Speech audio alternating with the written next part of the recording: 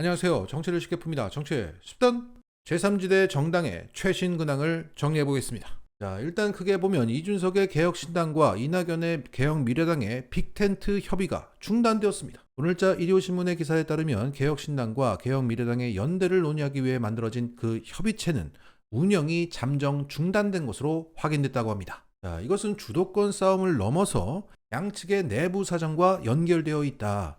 현재 각 당의 합당이나 연대 방식 등을 두고 내부 의견이 정돈되지 않았을 뿐만 아니라 서로에 대한 반감도 존재하고 있다. 이준석의 개혁신당에서는 당 정체성 확립이 먼저라는 측과 이견이 있더라도 합당을 통해서 체급을 불려야 한다는 측이 맞서고 있다. 그런데 자강론이 현재 우세한 상황이다. 한편 이낙연의 개혁미래당에서는 이른바 제3지대 빅텐트는 필요하다고 보는 시각이 우세하지만 이준석 언행에 반감을 보이는 이들이 있는 것으로 전해졌다. 자, 예를 들어 이런 거죠. 개혁미래당의 신경민 전 의원은 방송에 나와서 이준석을 두고 이렇게 말했습니다. 속에 불을 지르는 소리가 생활화된 분이다.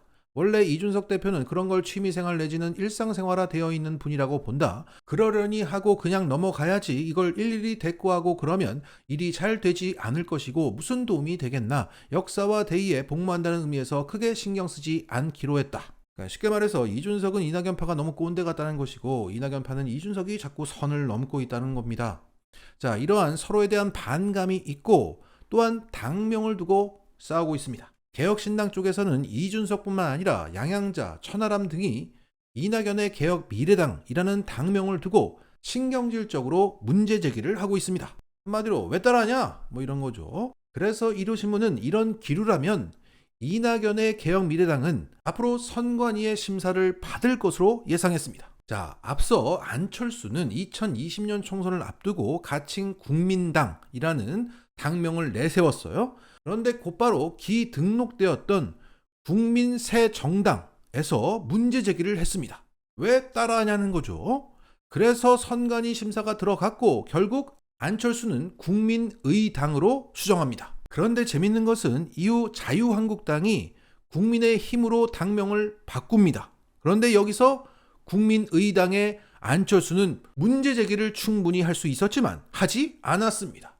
결국 당명이라고 하는 게 나 저 당명 때문에 피해 입었어 이렇게 문제 제기가 나오면 선관위가 들어가서 바꾸라고 조정을 해주는데 그런 문제 제기가 없으면 그냥 가는 겁니다. 따라서 지금 당명을 두고 문제 제기가 나왔으니까 당연히 선관위의 심사가 들어간다는 겁니다. 그러면 먼저 발표했던 이준석의 개혁신당은 남고 이낙연의 개혁미래당은 수정될 수 있는 겁니다. 미래개혁당 어떻습니까? 그러면 미개당이 되는데? 자, 이러한 당명을 두고 법적 문제까지 남아있는 겁니다.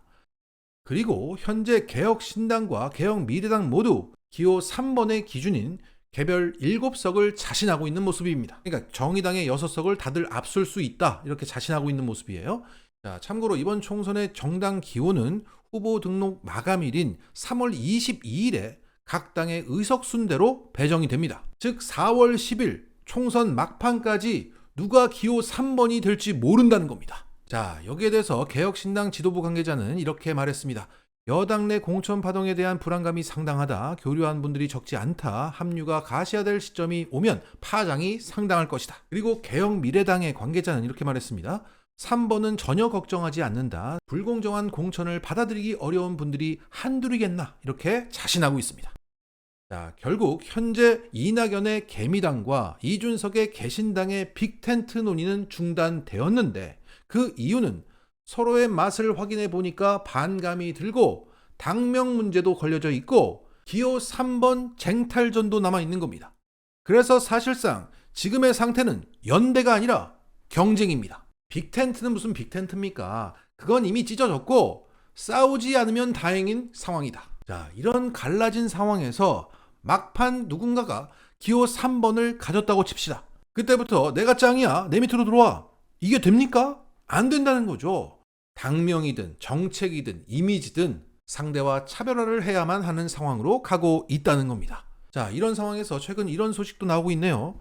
현 정부가 의대 정원 확대를 하겠다고 지금 나오고 있는데 여기에 의협신문에서 의사들을 상대로 설문조사를 돌려봤더니 의대 정원 확대를 하면 국힘당을 지지했던 대다수의 의사들이 국힘을 이탈해서 이준석 신당으로 가겠다고 답했답니다. 소위 의배분들이 이준석 신당으로 우르르 간다는데 이낙연과 잘도 연대가 되겠습니다. 자, 갈수록 틈은 벌어지고 반감은 커지고 연대가 경쟁이 되면서 상대와 차별화를 해야만 살아남는 상황으로 이들은 내몰리고 있다.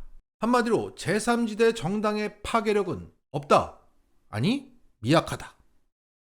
다음 뉴스. 어제 김건희의 명품백이 뉴욕타임즈 1면을 장식해서 역대급 나라망신이 되고 있습니다. 그리고 뉴욕타임즈는 온라인판을 통해서 보다 자세한 내용을 보도했습니다. 영부인과 디올백 한국을 사로잡은 정치적 위기라는 제목의 기사에서 윤석열에게 이 사건은 가장 큰 정치 위기 중 하나로 빠르게 확대되고 있다. 여권에서는 김건희를 마리 앙뚜아네트에 비유하며 사과를 촉구하는 등 당이 술렁이고 있다. 앞서 김건희가 남편의 선거운동에 깊숙이 개입했다는 의혹을 제기한 기자와의 대화가 공개됐었다. 그녀는 윤석열을 나 없이는 아무것도 할 수 없는 바보라고 불렀고 내가 집권하면 비우호적인 언론에 보복하겠다고 선언하기도 했다. 김건희는 주가 조작 사건에 연루되었다는 의혹도 받고 있다.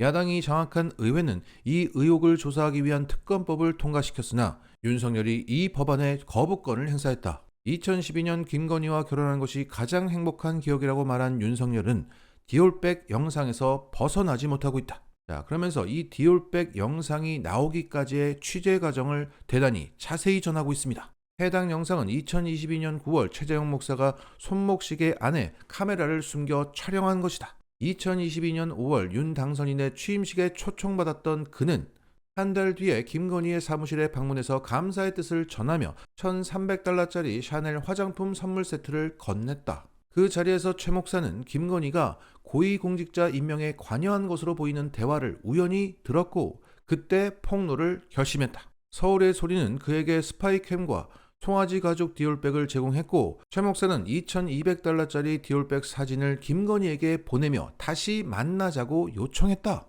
최 목사는 영부인을 만나고 싶다고 여러 차례 요청했지만 고가의 선물을 가져온다는 사실을 알려야만 면담을 허락받았다고 말했다. 공직자와 그 배우자는 잠재적인 이해 충돌이 없더라도 $750 이상의 선물을 받는 것이 금지되어 있다. 해당 영상에서 김건희는 남북관계에 적극 관여하고 싶다고 밝혀서 역할이 지나친 거 아니냐는 우려를 낳았다. 파문이 거세지자 김건희는 한 달 반 동안 공식 석상의 모습을 드러내지 않고 있다.